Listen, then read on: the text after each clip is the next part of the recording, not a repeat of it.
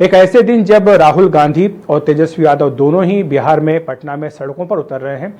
हमारे साथ बिहार के राजनीतिक हालात पर चर्चा करने के लिए बिहार के उप मुख्यमंत्री और बीजेपी के वरिष्ठ नेता सम्राट चौधरी जी आ गए हैं। सम्राट जी, बहुत बहुत स्वागत है आपका एनडीटीवी इंडिया पर। सबसे पहला प्रश्न तो यही, जो सर चला करके अभियान चला है चुनाव आयोग का, क्या इस सर ने आपका सरदर्द नहीं बढ़ा दिया है? देखिए, जिनका सरदर्द हो रहा है वो स्वाभाविक है, रोड पर खड़े हैं। देखिए, ये लोग तुष्टीकरण की राजनीति करते हैं। और मैं अखिलेश जी आपको बताना चाहता हूं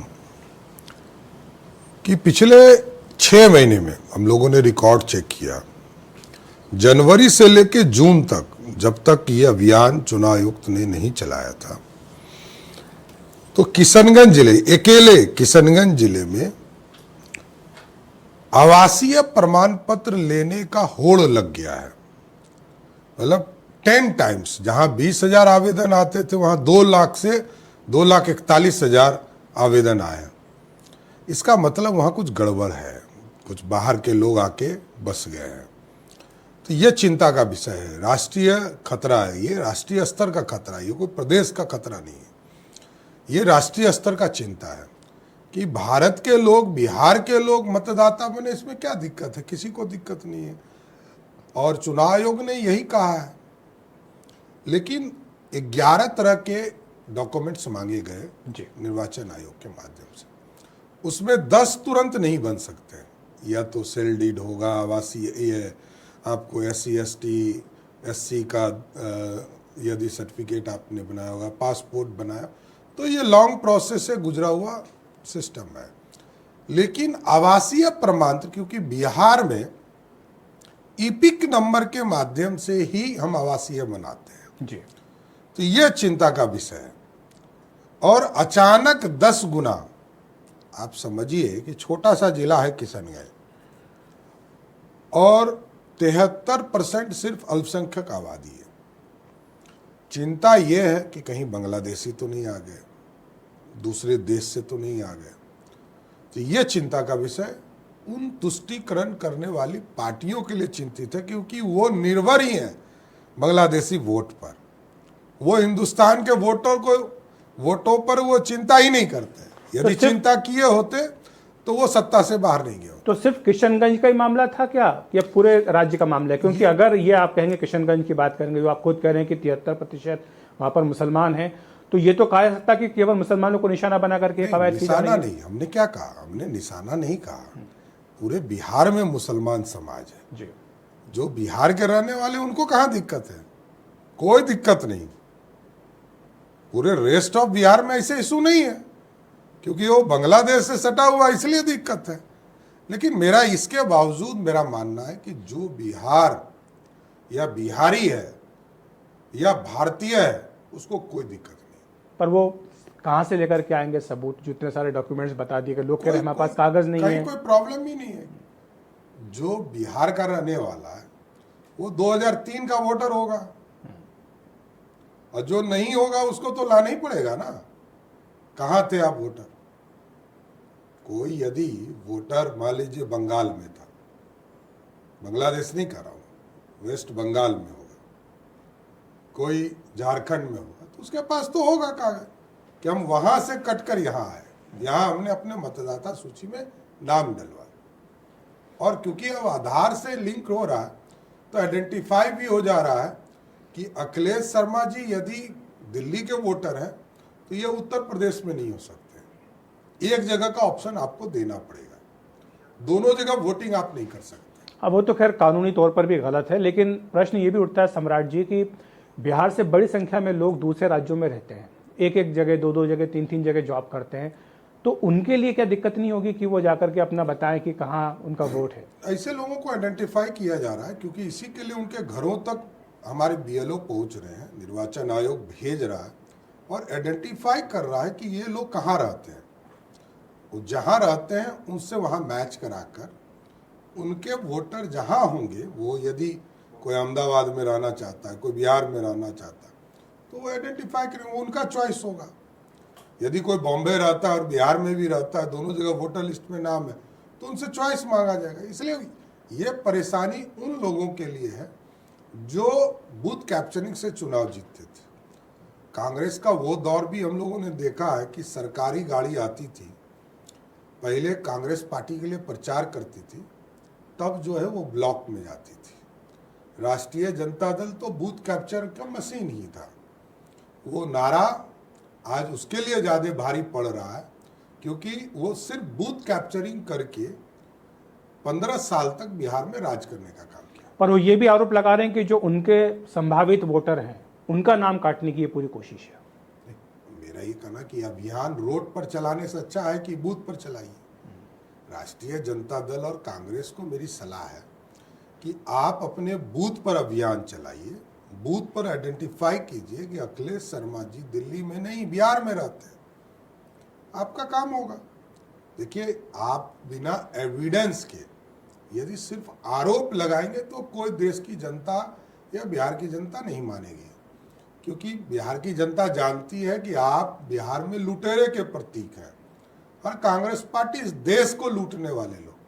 तो इसलिए बिहार के लोग क्यों भरोसा करेंगे? भरोसा तो तब होता है जब आपने कोई अच्छा काम किया होता। तो इसी मुद्दे को लेकर तेजस्वी यादव, राहुल गांधी आज पटना में सड़कों पर उतरे हैं। चक्का जाम पूरे प्रदेश में हो रहा है। देखिए, अराजकता के प्रतीक तो ये हैं, इनको तो निर्वाचन आयोग, सुप्रीम कोर्ट पर भरोसा करना चाहिए।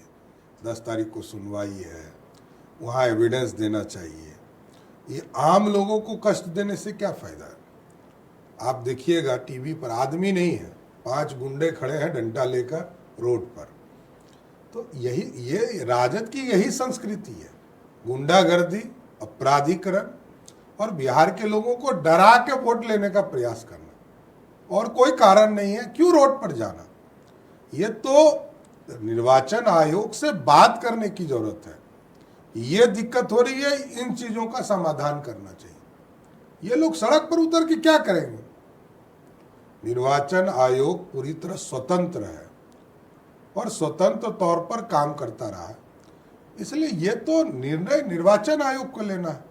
इसमें आम जनता को कष्ट देने की क्या जरूरत है? लेकिन आपने कहा कि निर्वाचन आयोग स्वतंत्र है, उसको ये फैसला करना था, पर प्रश्न तो ये भी उठ रहे हैं कि अभी ये कवायद करने की क्या जरूरत थी? क्या इतने कम समय में इसको पूरा किया जा सकता है? यह प्रश्न आम लोग ही नहीं पूछ रहे, बल्कि यह प्रश्न आपके जो सहयोगी दल हैं उनकी ओर से ही पूछा जा रहा है। उपेंद्र कुशवाहा ने प्रश्न उठाया, उन्होंने कहा कि ठीक है, कवायद हो रही, अच्छी बात है, लेकिन थोड़ा समय कम है। देखिए, समय कम है, लेकिन आप पूरा चीज हमको देखिए। 1 महीना निर्वाचन आयोग चलाएगा ड्राइव, फिर ड्राफ्ट प्रकाशन होंगे, फिर ऑब्जेक्शंस जो आप अभी कर रहे हैं, जिसके लिए बात उठ रही है, कांग्रेस और राजद जिस बात को उठा रही है, ड्राफ्ट कॉपी आने के बाद ना कि अखिलेश जी का नाम कट गया, तो ये बताना पड़ेगा ना कि ये यहाँ है, ये व्यक्ति, और ये बिहार के रहने वाले, ये बांग्लादेशी नहीं है, तब ना। पर क्या जेडीयू या आपके जो दूसरे सहयोगी, क्या उनको इससे परेशानी नहीं है? एक परेशानी देखिए, उनको डर नहीं है कि उनके वोट कट जाएंगे? देखिए, बिहार में एक सिस्टमेटिक सरकार चलती है और नीतीश कुमार जी लगातार बिहार को आगे बढ़ाने का काम किया, और आप समझिए कि 46% लोगों ने भर दिया, भरेंगे नहीं, भर दिया है, भर दिया। 18 से मतलब लगभग 20% लोगों का अपलोड हो चुका। राजद किस दुनिया में जी रही है हमको नहीं पता है, क्योंकि स्वाभाविक है उनके लिए आईटी फाइटी कोई इशू नहीं रहा। लालू यादव ने टेक्नोलॉजी को पूरा बर्बाद ही किया। तो आज के तारीख में 20% हो चुके हैं ऑनलाइन, और 46% लोगों ने फॉर्म भर के वापस कर दिया। बिहार ये पलायन वाला राज अब नहीं है। बिहार में 7% लोग, 8% लोग पलायन करते थे, आज 4% से नीचे चला गया है पलायन, क्योंकि नीतीश जी ने विकास भी किया और बिहार के लोगों को बिहार में रोजगार देने का काम किया। मैं उस पर आऊँगा रोजगार वाले सवाल पर, लेकिन जो दूसरा एक बड़ा मुद्दा है वो है कानून व्यवस्था का। चुनाव तो अभी कुछ महीने दूर हैं, लेकिन वो जंगल राज जिसकी याद आप बिहार के लोगों को दिलाया करते थे, लोग कह रहे हैं कि वो जंगल राज रिटर्न्स वापस आ गया है बिहार में। जिस तरह से खेमका जी की हत्या हुई, जिस तरह से 5 लोगों को भी जला दिया गया। देखिए, एक चीज समझिए आप, व्यक्तिगत हत्या कोई रोक नहीं सकता है दुनिया के किसी भी देश में, लेकिन इसके बावजूद हमारे लिए चिंता का विषय। सरकार सुरक्षा उपलब्ध कराती है गोपाल खेमका जी को, वो वापस कर देते हैं, 6 साल के बाद वापस करते हैं। उनको एक षड्यंत्र के तहत हत्या की गई। 72 घंटे में पुलिस ने क्रैक किया। उमेश यादव जो हत्यारा था उसको पकड़ा, उसके साथ जिसने उसको आर्म्स दिया था उसके इनकाउंटर में पुलिस के मारे गए, और जिसने षड्यंत्र किया था वो भी राजद कनेक्शन ही दिखा। देखिए, घूम फिर कर आप देख लीजिए, पर डे एनालिसिस आप सिर्फ कीजिए। बिहार में व्यक्तिगत क्राइम हो रहे हैं, व्यक्तिगत, हमारा और आपने झगड़ा है, मैंने आपकी हत्या करा दी, आपने मेरी हत्या करा दी। ऑर्गेनाइज क्राइम नहीं है, रूल ऑफ लॉ है, सत्ता पोषित कहीं नहीं दिखता है। हम लोगों ने वो दौर देखा है बिहार में जब लालू जी मध्यस्थता करते थे कि इसका किडनैपिंग करो, इसका पैसा लो, इसका रैंसम लो, अरे बच्चा लोग है इसको कुछ दे दीजिए। ये लालू जी के वर्सन थे। और बिहार में 2 ही मॉडल अभी चल रहा है, नीतीश मॉडल और लालू मॉडल, यही 2 विचारधारा पर, और मोदी जी का सहयोग नीतीश जी को मिला है। तो नीतीश मॉडल चाहिए कि लालू मॉडल चाहिए? लालू का प्राधिकरण चाहिए या नीतीश जी ने जो सुशासन स्थापित किया? आज किसी भी जिले में आप चलिए, आप देख लीजिएगा राजद के फेसबुक को, ट्विटर को, पर डे 5 से ज़्यादा नहीं उसके पास अब प्राधिकरण का कोई न्यूज़ मिल पाता है पूरे बिहार में, क्योंकि उतने ही होते। पूरे बिहार 14 करोड़ की आबादी वाला है, और जहां बड़ी फैक्ट्री नहीं है, मैं मानता हूं, क्योंकि लालू जी ने सबको भगा दिया। लालू जी ने पूरे प्रदेश से लोगों को भगाने का काम किया। हम तो बुला रहे हैं, आइए बिहार में, आपका बिहार है, और लौटकर बिहार को समृद्ध बनाना है। पर जब कैबिनेट फैसला करती है, जैसे आनंद मोहन सिंह को राहत देनी हो या उस तरह के, तो उसमें तो आपकी पार्टी भी तो कैबिनेट में शामिल होती है। देखिए, जिस समय फैसला हुआ वो आरजेडी की सरकार, आरजेडी का सहयोगी दल था, लेकिन एक चीज स्पष्ट रही है, आनंद मोहन जी हो, अनंत सिंह जी हो, मुन्ना शुक्ला जी हो, या कोई भी अपराधी हो, सबको जेल नीतीश कुमार और बीजेपी की सरकार ने ही भेजा। सब पर कानूनी कार्रवाई, उसके न्यायालय ने तय किया, न्यायालय ने तय किया कि ये बाहर आएंगे, तो हमारे लिए कोई इशू नहीं है। ठीक है, अब रोजगार की बात कर लेते हैं। आपने रोजगार का मुद्दा उठाया, लेकिन क्या आप ये नहीं मानते हैं कि जब पिछले विधानसभा चुनाव में तेजस्वी की ओर से, आरजेडी की ओर से रोजगार को एक बड़ा मुद्दा बनाया गया, उसके बाद सरकार ने दबाव में आके फैसले किया? अब देखिए, कौन क्या बोलता है, बोलने के लिए तो इस देश में कोई भी कुछ बोल सकता है, लेकिन आप समझिए, ये कमिटेड नीतीश कुमार जी के नेतृत्व और बीजेपी का सहयोग, पूरा कमिटमेंट है। लालू जी 1990 से लेकर 2005 तक बिहार में किंग और किंग मेकर दोनों रहे। अपना प्रतिनिधि भी उन्होंने मुख्यमंत्री बनाया, 7 साल 7.5 साल तक राबड़ी देवी मुख्यमंत्री रही। 1 लाख लोगों को भी सरकारी नौकरी नहीं दिया जी। लेकिन नीतीश कुमार जी जब 2005 में आए, 2020 तक उन्होंने 7,80,000 लोगों को सरकारी नौकरी दी और लगभग 25 लाख लोगों को रोजगार दिया। 2020 का जब चुनाव आया तो नीतीश कुमार जी ने 7 निश्चय पार्ट 2 में कहा 10 लाख सरकारी नौकरी और 10 लाख रोजगार देंगे। लेकिन नीतीश जी जब सत्ता में आए तो इन्होंने इसको बढ़ा दिया, अब इसको हाफ सेंचुरी कर दी। 50 लाख लोगों को, जिसमें 38 लाख रोजगार और 12 लाख लोगों को सरकारी नौकरी देने का काम हम कर रहे हैं, और चुनाव के पहले पूरा कर लेंगे। देखिए, ये नीतीश जी और भारतीय जनता पार्टी का गठबंधन बिहार के विकास के लिए जानता है। वैसे आरजेडी का काम है क्रेडिट, हल्ला करना। एक अच्छा काम उनके शासन को याद कीजिए आप, एक अखिलेश जी, आप भी लंबे समय से पत्रकार, बिहार में लालू जी ने एक अच्छा काम किया।